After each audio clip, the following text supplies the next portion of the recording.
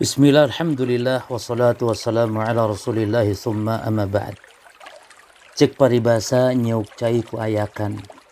Anu ngandung hartian pagawayan anu mubadir, mualang hasil ke naon-naon.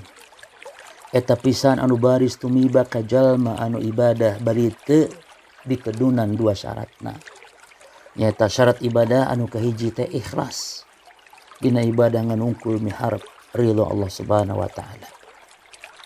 Ibadah anu nganungkul karena nu maha suci Allah Subhanahu wa taala. Ari syarat anu kadua nyaeta ittiba atanapi nyonto kana pituduh Rasulullah sallallahu alaihi wasallam. Maka amalan anu teu ikhlas karena Allah Subhanahu wa taala, henteu minyonto kana pituduhna Kanjeng Rasul sallallahu alaihi wasallam, maka amalan nu kieu moal ditampi ku Allah. Istilah nama capek gawe teu kapake.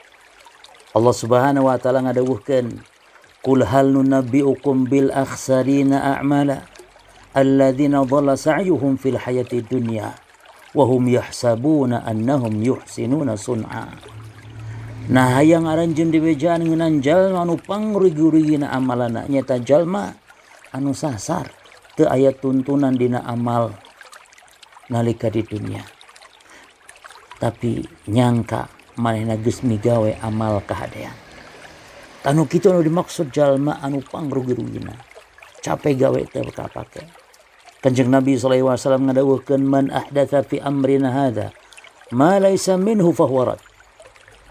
Sisa jalma anu migawe perkara anu anyar nu diayayakeun dina urusan agama, nyata teu nyontok ka Kanjeng Nabi, maka niscaya amalana moal ditampi ku Allah Subhanahu wa taala.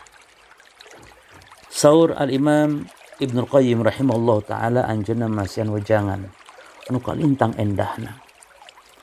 Saur anjeunna al-amal bi ghairi ikhlasin wala iqtida'in.